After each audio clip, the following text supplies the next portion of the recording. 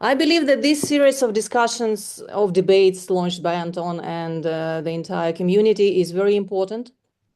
And I really do not have the feeling that we have talked enough about decolonization. It is definitely the word of the day. And in a way, it has become routinized. And it has like the positive and the negative side to it. On the positive sides, there is like a slight hope that decolonial insight might enrich the mainstream knowledge on the region and beyond. But at the same time, it can produce the decolonization fatigue when some actors use it as an excuse, like, we've done decolonization already, job done, let's move on. Although we even have not even scratched the surface. So what I'm suggesting to your attention today is a lecture where I'm hoping to connect certain dots, hopefully in a non-trivial manner. It could be sometimes theoretically dense, sometimes provocative, but I hope that also it will be thought-provoking to you. Upon making these disclaimers, I will share my screen, and I hope that now you can see it. So, the objectives, what I'm trying to undertake under your guidance. I'm suggesting to consider Russian full-scale invasion of Ukraine as a geopolitical and epistemic disruption, an attempt to bring back or to enforce, depending on your optics, the imperial world order and to legitimize the imperial vocabulary. I suggest discussing the inter-imperial positionality of the region, however we name it, and trying to zoom on both the positive and the negative connotation of this very inter-imperiality. And thirdly, to suggest alternative readings of history and contemporaneity and conceptual refinements stemming from post-Soviet decolonization. The main questions herewith are: where does imperialism reside in the 21st century? What is this new wave of decolonization about, both in its reactive and proactive prefigurative part? In other words, decolonization against Russian imperialism, it is a reaction to aggression. However, it considers also a proactive part, what an alternative order it sort of wants to imagine, envision, and bring into being. And thirdly, what could be a version of decolonial epistemology from the east of Europe, with or without its back turned to the West? So in other words, when we're making a cultural transfer of post-colonial and decolonial studies into this region, how it helps us to understand and to make sense of history and ongoing developments, but also the other way around, what are the insights from the region, from these decolonial optics, how it enriches the decolonial studies themselves. So the outline of this talk will consist of 4 parts. I will start with discussing this decolonization hype in the post-Soviet terrain, especially like this proliferation of different events and theories and publications, especially after 2022, since 2022. Then I will proceed with discussing inter-imperiality as an analytical concept, but also as a historical reality in Eastern Europe. Then I would proceed with consideration what is modern imperialism and what we might have gotten wrong. And I will conclude with the idea that actually now decolonial practices in the region are ahead of theorizations of them, what I call decolonial practices in search of theories. So how we can make sense and how we can conceptually enrich our vocabulary. And I'm suggesting as an option the notion of strategic inter-imperiality. So let's follow this plan. I hope you see it. Maybe I should move it like that. Okay. So, the decolonization clamor in the post-Soviet terrain. I'm providing you just several illustrations, and since you are here attending this talk, you might have attended a number of other events, and of course we participated in this big association convention of people somehow engaged in Slavic and East European studies that was dedicated to the topic of decolonization. Several specific conferences going everywhere, like from Helsinki to Prague and across the ocean. And I'm specifically fascinated with this notion of postcolonialismus, which, like, the German language allows this wordplay, ostkolonialismus, which exactly talking, like, referring to Eastern European aspect of that.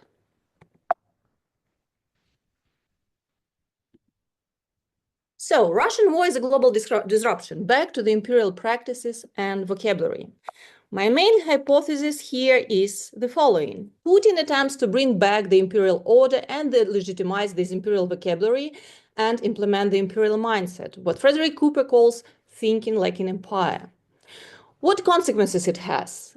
His rhetoric simultaneously appeals to the residual imperial worldview in the West and the post-colonial resentment in the so-called global South. It antagonizes the world, precluding transversal solidarities and further progressive developments. And the second hypothesis, I believe that a new shift in decolonial studies might emerge, being enriched from the insights from the region, if we seriously consider how is it possible that Russia performs and acts out as a revanchist and actively recolonizing empire that paradoxically capitalizes on the anti-colonial legacies and rhetoric, and what anti-colonial resistance to Russian aggression means politically and theoretically. Of course, post-colonial studies in the region is nothing new. And at least since the collapse of the Soviet Union from the 1990s and especially 2000s, there was a boost of different theories and very important books on the topic trying to thematize this Soviet past as a colonial past and the Russian dominance in the region as colonial domination. And here I'm just giving you several examples, but there are many more. And here you can see the resonant book by Eva Thompson, Troubadour Imperium, Miroslav Shkandry, Mykola Repchuk, Eb Anus, and many others. You can name it, Chernetsky, Hundarova, and many other brilliant scholars who were trying to apply the post-colonial optics and quite successfully. However, the success of this intellectual domain was limited in a way that it was creating a specific intellectual bubble that was not successfully integrated in the global decolonial and post-colonial studies. And there were also some lukewarm reception from the audience outside of this intellectual milieu. And there were theoretical and methodological reservations whether the very concept of post-colonialism is applicable to the region at all. There were several important discussions whether the post and post-colonial and post-socialist are the same. And many scholars were arguing about an overstretch of the notion that it's poorly applicable in this case for a number of reasons. And here I'm giving you like a short overview, just like for the sake of this sort of panoramic, like mapping the field, what the discussions were before 2022. So basically the antagonists were arguing that there is absent geographical and racial difference because we are talking about not overseas colonies, but rather adjacent peripheries of land empires where the distinction between the center, the metropole, and the colonies is not that obvious. And most importantly, we are talking about white on white domination, so there is no racial difference. So how can we talk about racial othering in this case? Then, of course, what is important that Russia did not, and the Soviet Union more specifically, did not recognize itself as an imperial project. And quite the opposite was the case because it was appropriating the anti-colonial discourse and still doing so, the rhetoric of victimhood, supporting anti-colonial movements in the so-called third world, and simultaneously claiming to be the victim and the colony of the West, at least in a symbolic, cultural, and also economic sense. The well-known notion of a subaltern empire plays out here quite well. Then there were some well-grounded doubts in the mission civilisatrice component because many Western borderlands of the Soviet Empire did not recognize the cultural superiority of the metropolitan center. Then, of course, we need to deal with hybrid and fluid positionalities of victims and oppressors. And here I'm having in mind not only the issue of collaborators, but the very fact that at different points of time, the very same agents could be victims and oppressors, or in different relations with different actors, they played out differently. The framing was problematic too, and especially if I'm thinking about the Baltic states and Poland, there were discussions whether we should label ourselves as former colonies of the Soviet Empire, keeping in mind that it immediately catapults this region to the third world, which was perceived as an undesired outcome. So some scholars were arguing that rather we should be talking about dependency or occupation. Many people were quite alarmed with the political misuse of the post-colonial approach in a very tokenistic way that was propping up ardent nationalist sentiments and were used as an intellectual backbone for different right-wing movements. And as I mentioned already, quite problematic communication with other scholars engaged in DE and post-colonial studies in the so-called Global South. The recent wave, how is it different? Interestingly, one cannot miss this very important development on the ground. Immediately after the beginning of the Russian full-scale invasion of Ukraine, different various grassroots practices of cultural resistance framed as decolonization started mushrooming in Ukraine and beyond Ukraine. Again, I'm giving you just like a couple of examples here where I believe the different movements inside the so-called Russian Federation for these like free nations of post-Russia or Raspat project, in different faraway regions of Russia, activists, not necessarily scholars, were engaged in were increasingly appropriating the decolonial vocabulary to label their practices of resistance to metropolitan center. This podcast, Decolonial, is also quite indicative here. Although it is in Russian, it brings together Kyrgyz and Kazakhstan activists and scholars discussing the matters of Russian colonialism in a very popular manner. And they have millions of views, so it is also quite an important and symptomatic mass phenomenon. And many, many others, and Root Association, which tries to reassemble the region in a new horizontal manner, but basically sparkling from some, let me put it this way, Twitter activism. So it was made in a very different academic manner. So what does it mean? Everyone is talking about decolonization, and there is a sense that people might mean different things using this notion. For many people, it's just a moral gesture, blaming the Russian war of aggression, that it is inappropriate, it has no place in the contemporary world. So basically, it's just like a buzzword, and not just using it as a sort of to pinpoint some moral position here.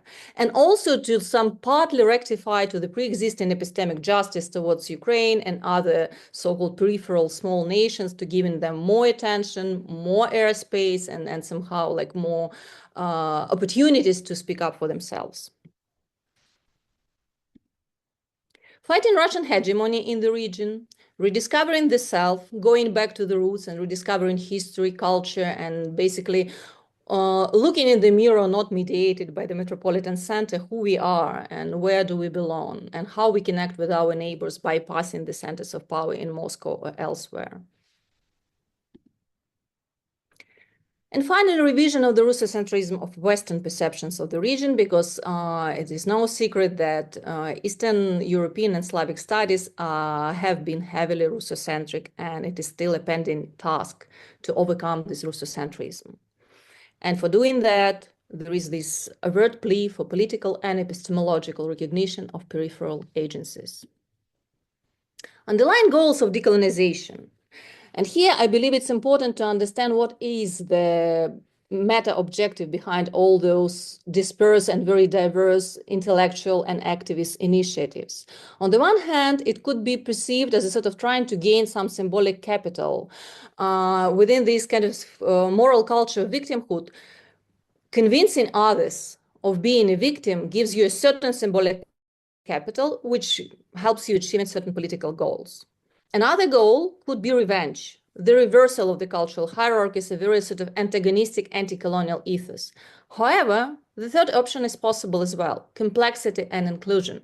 Rather than painting black and white binary picture, just like reversing the hierarchies, trying to attend for complexity and disclose all these complex entanglements of multiple empires and their multiple colonies, and trying to revise existing epistemologies and political patterns, and to decenter the knowledge production in and on the region. Inter-Imperiality, what is it about? The main claim would be that actually global history up till today has been largely defined by the power dynamics between vying and cooperating empires and their multiple peripheries. So when we are talking about colonialism, rather than thinking about this abstract theory about one metropolitan center and its overseas colonies and economic exploitation, which was in political domination supported by the rhetoric of othering and cultural subjugation, the picture is much more complicated and complex and diverse because it's always about several big players, empires that are engaging in all sorts of connections with each other, sometimes helping each other, sometimes conflicting with each other.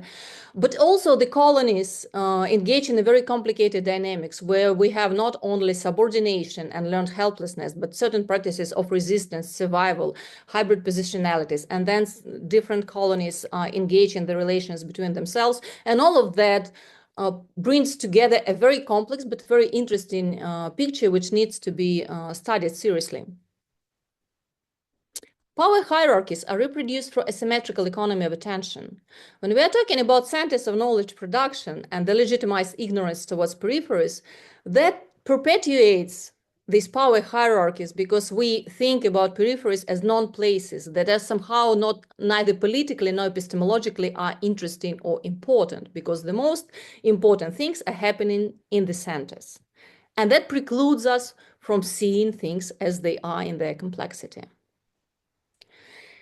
Empires, if we look into imperial history, and here my main claim would be that talking about Russian imperialism and the ongoing war of aggression, it is not only about disclosing Russian imperialism per se, but in a way it provokes us to revise the imperial history of Europe and to see these diverse scenarios and repertoires of actions of empires. And sometimes, if we're not comparing reality on the ground with some simplified visions and stereotypes about colonial past, if we go deep into history and back to the sources, then we see that actually empires converge in their practices and in the tools they have been deploying.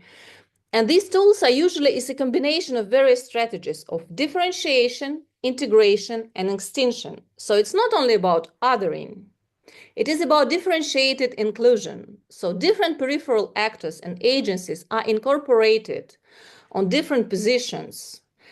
And then what I call othering is always complemented with saming or appropriation. So sort of trying to convert and assimilate cultural and political patterns from the peripheries. And those who do not fit in or who refuse to join the project, then they are extinguished and erased.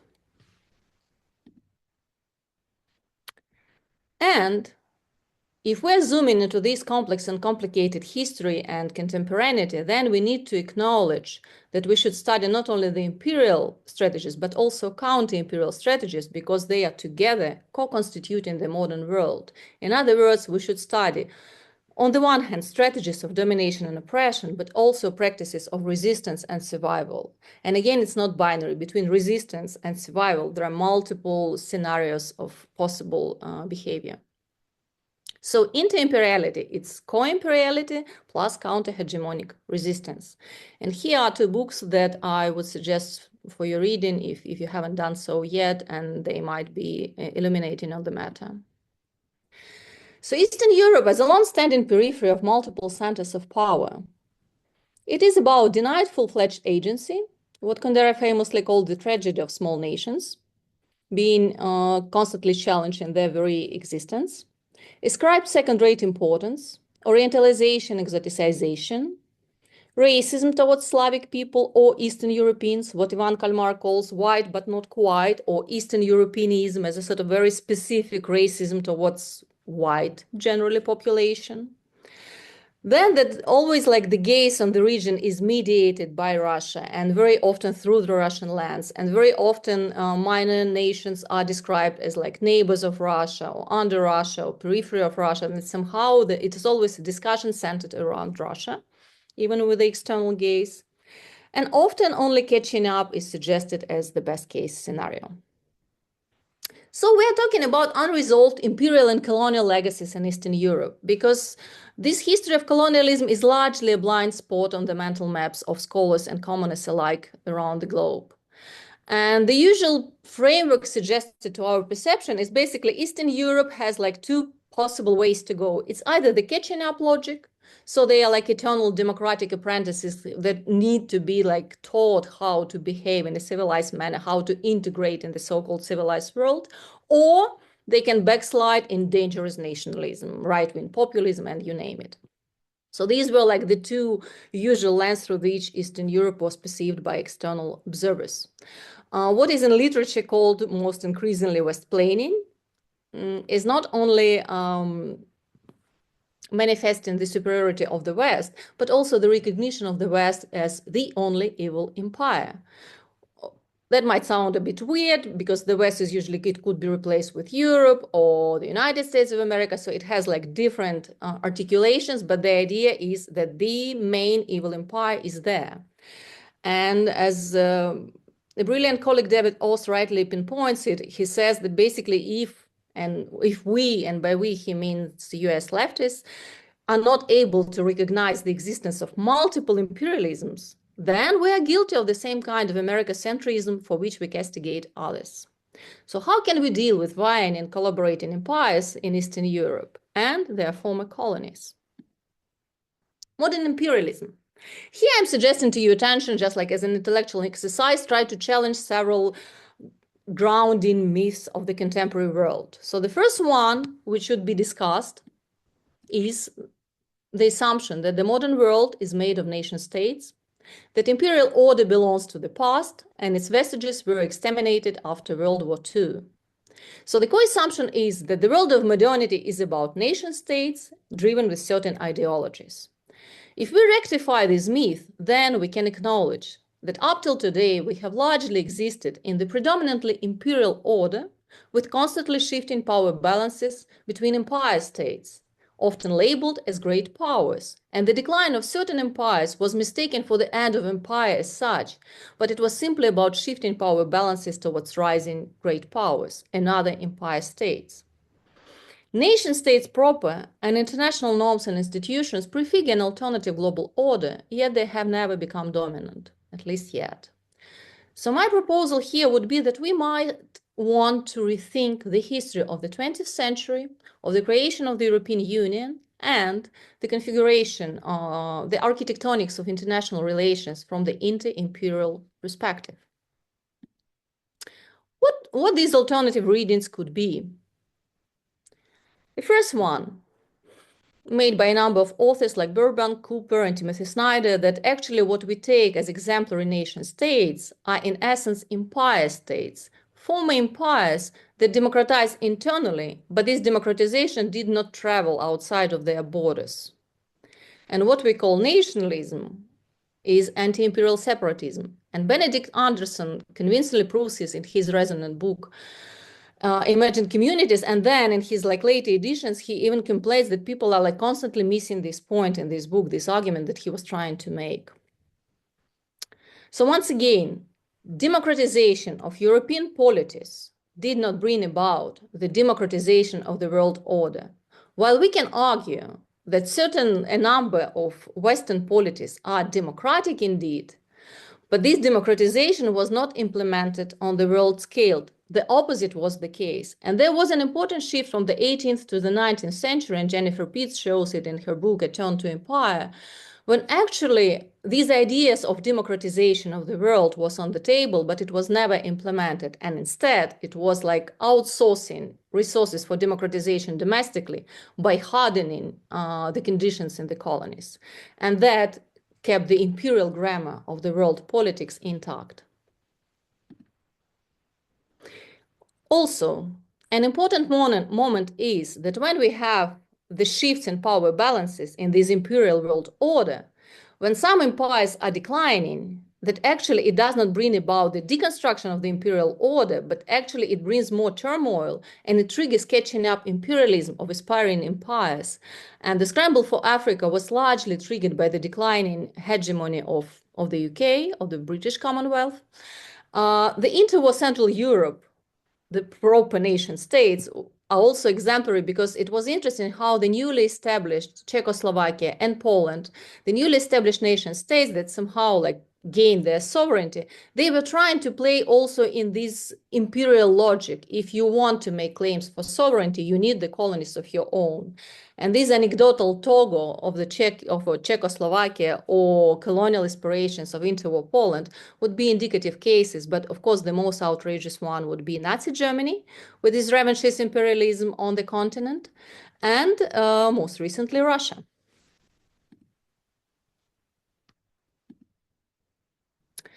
What is interesting to look at, and this is the idea suggested by Timothy Snyder, that we should think about the EU not through the myth of wise nations reconciling after the atrocities of World War II, but rather as a safe landing after empires for several empire states.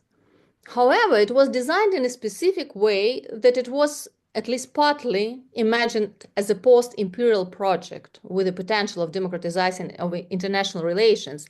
And that is why the current revanchism of Russia is especially dangerous to the very EU project, because it prefigures the existence of the world of great powers, not any democratic configurations. So, post-World War II development was not the end of European imperialism, even if there was an important wave of decolonization and regaining of sovereignty in Asia and Africa. But it was rather the rise of peripheral, not self-identifying empires, the Soviet Union and the United States of America, with divergent imperial strategies of domination. And as long as the hegemonic grammar of international relations remains imperial, this banal imperialism, when the windows of opportunities get open, it can turn into expansive imperialism. And as we speak, we now see a change in the US politics. And I think that recent Trump's claims for Greenland, Canada, and the Panama Canal are indicative in this regard, because some experts were hoping for further peripheralization of US domestic politics, but now it seems like more legitimizing the imperial grammar of the world order. So where is imperialism in the 21st century? It is pretty much residing in the dominant world grammar, and there is increasing awareness of that of scholars doing international relations, and there is a number of important articles about imperialism when we are talking about great powers and spheres of influence and national interests that some are more legitimate than others. That is, in essence, the imperial grammar. Then we have epistemic imperialism, this economy of attention focus on former imperial centers. And you can recognize it through tropes of greatness, importance, prestige, and eternity. Debunking Western-centric universalism. And here I want to invoke myth number 2, suggest at least to discussion. There is a myth that innovations, true novelties in science and in politics happen in the centers of power. And therefore, all the gazes somehow are consolidated there. An underlying assumption is that the so-called the proverbial rest is either catching up, engaged in this catching up modernization, or just gets stuck in its archaism and peripherality. That is exoticization. How can we rectify for this myth? We can imagine that many innovations, on the contrary, emerge on the peripheries, but they get visible and recognized when they are traveling to the center or they are appropriated by the empire, which exposes the limitations of visibility and this very unequal distribution of resources in the imperial setting. So alternative assumption would be that novelties actually breed on cross-fertilization, hybridity, and less gatekeeping. So the core claim here would be that decolonization of knowledge production is not a mere moral gesture, but it is an epistemic necessity. And we need to keep a special eye on peripheries, borderlands, and disputed regions, because sometimes the novelties happen there. And the last part, I'm moving closer to my conclusions towards strategic inter-imperiality. So now I'm adding the adjective strategic to the notion of inter-imperiality. Why? Because I'm trying to expose different strategies. If we are going a bit to the origins of subaltern and decolonial studies, then Gayatri Chakravorty Spivak famously suggested in the 1980s strategic essentialism, which means that we can temporarily ignore the differences within a group in order to achieve certain political goals. And it is semantically similar to what Ernesto Laclau suggests in populism, and these chains of equivalence that we like stick together and we pretend to be a like coherent political actor, but we always keep in mind that we are diverse and different. And that would be a strategy for emancipation. Quite recently, well-known scholars of Russian origins and editors of chief of important outlet Ab Imperia Marina Molinari and Ilya Gerasimov suggested a different approach of strategic relativism. And they're talking that now somehow we used to exist in Newtonian decolonial studies, and now we need to develop, quote unquote, a new Einsteinian episteme, a quantum social physics of complexity and relationality. And they're trying to show that there are no empires and no colonies, but simply like temporarily fixed positionalities, and it's all relational. What I think it should be complemented with, and what could be more productive approach from a perspective of multiple periphery, is this strategic inter-imperiality. So the historic reality is that we have the regions that have experienced influence of multiple empires in history. And from this inter-imperiality, a very specific types of complexity and hybridity emergence. And we often used to believe that it is a deficiency, that it does not stand up to the ideals of purity, essentialism, if you want. But if we embrace strategic inter-imperiality, that means that we embrace all this heritage and all these experiences as an advantage, at least as a potential advantage. Constructive reading of inter-imperiality, especially saliently articulated by Lara Doyle, she says that we need to focus not only on the great powers, on mighty actors, but also on those who endure and maneuver among empires. And these micro practices of survival are very important for the understanding of the contemporary world, where knowledge experience is as important as knowledge power. And it definitely needs to complement our universal readings of history and politics. And here again are some of the books. I decided to include book covers for those who are interested in further reading. And here are some examples of counter-hegemonic readings of European history, empowering internal subalterns. So what is the program of post-Soviet decolonization, as it seems to be today? We start with critical revision of hegemonic concepts, challenging hegemonic perspectives and disentangling from them, what Mignola and Tlostanova called learning to unlearn. Then rediscovering ourselves, re-owning history and cultural heritage and this renewed sense of belonging. Then communicating these discoveries outwards, trying to connect with others who are interested in this connection, and trying also to inscribe those findings into broader regional and global contexts. And here the main stumbling block would be when people say, why should we care? So somehow we need to understand that it's not only something meaningful for us, but it has some broader reverberations, and it is important to know for others as well. And finally, the fourth stage would be to reassemble the universal in a decentered way, accounting for subaltern practices and experiences stripped from inferiority and alleged non-importance.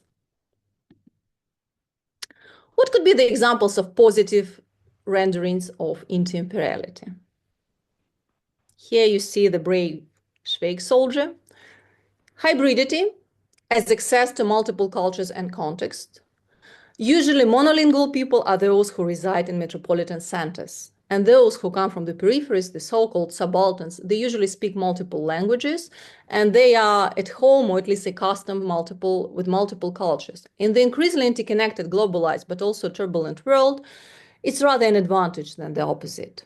Creativity, which compensates for the lack of institutional design, agility, flexibility, strong interpersonal connections and trust, growing from families and neighborhoods, but also having the potential for bigger growth or broader expansion, situational leadership, taking on responsibility if needed, without the sense of entitlement, dissent, rooted in the sense of dignity, and that would be my interpretation of mass protests happening in different places in Georgia right now as we speak. And sense of humor, which is a very powerful tool of resistance also in the political domain. That's why you have these illustrations. To conclude, what could be a potential contribution of post-Soviet decolonization to the global decolonial studies? If we for a second embrace a thought that our specificity is not a deviation, but it is a potential contribution which enriches the global decolonial studies, then we can start describing and analyzing this specificity and to show that this complexity and fluidity of relations and positionalities is very important, when decolonization must go hand in hand with de-imperialization, because subalterns contribute to the imperial projects and vice versa. We always have like this multiple structure of coloniality. It's never binary. It's at least tripartite. We usually have two forces attempting to subjugate a specific actor.